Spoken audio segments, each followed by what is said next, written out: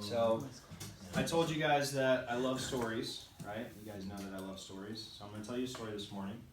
The story is about a young kid named Johnny. Johnny's dad tells Johnny that the following month he's going to take him to Africa. They're going to go on this wildlife safari, right? And Johnny is so excited to go on this trip. So he starts researching some of the different animals that they're going to see while they're over in Africa on the safari. And he's particularly infatuated with the African impala. This one animal really sticks out to him more than any of the others. He loves this impala because the impala can jump 10 feet high on a single bound. So it can jump higher than this ceiling from, a standing still position, right? And so he cannot wait to go see this animal in Africa out in the wild, see it jump, see it in action, so to speak, right? And so Johnny begs his dad. He says, "Dad, I know we're going to Africa next month, but can we go see this impala at the zoo this weekend before we go? I want to see this animal before we go to Africa." And so that weekend, Johnny's dad takes Johnny to the zoo. And so they're going to the impala pen where they keep the impalas at the zoo, right? And as they're approaching the area where they keep the impalas, Johnny and his dad stop dead in their tracks. They're stunned. Now I'm going to pause the story for a second. I'm going to ask you guys, if you were building a zoo and you had to keep these animals inside of a pen that could jump 10 feet tall, how tall would you build the wall? It's not a trick question. 20? Above 10 feet. Above 10, right? Okay, above 10. I'm making it at least 11 or 12 in case I've got some sort of like LeBron James Impala in my zoo. Right? I gotta give the zoo a little bit of leeway. And so we go back to the story, and Johnny and his dad cannot believe what they see. And Johnny's dad looks at him and he says, "We got to tell somebody about this. Everyone in this zoo right now is in danger.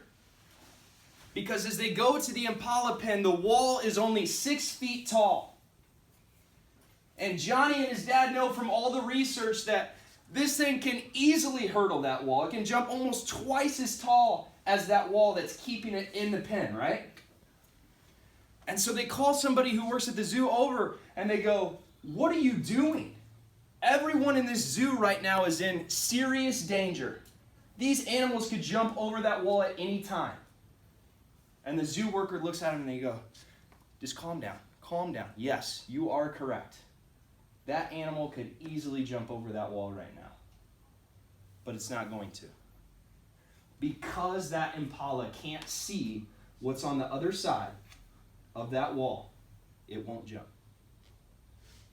Because that impala doesn't know that it's going to land safely on the other side, it won't jump."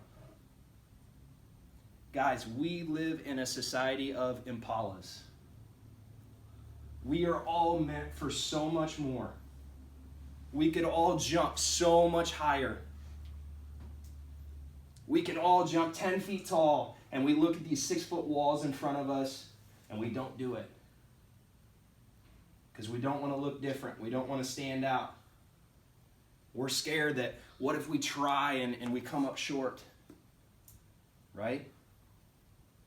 And so I'm urging you to think this morning about what your life would look like if you didn't experience fear. If you knew you couldn't fail, what would you do? See, centuries ago, fear was really important. Fear kept us alive. We didn't know if, around the corner of our cave, if there was going to be some sort of animal that was trying to kill us, right? Fear kept us on our toes, kept us alive. Today, we don't experience that for the most part, right? I'm not going to walk around the corner and see some sort of impala trying to kill me, okay? Most of the fear that we experience today is perceived. Okay, it's all up here. It's false evidence appearing real. And most of the time, the perceived fear in our head is so much greater than that thing actually is. And so, what I want to encourage you today is to think about jumping. Think about jumping over that wall. right? Because you easily can hurdle that wall. And the thing is, when you start to jump, just like with anything, it starts to get easier. Down in the weight room, you guys build up your muscles through resistance, right? Okay, it's really hard, and then the more times you do it, the easier it gets. The same is true in life when you jump.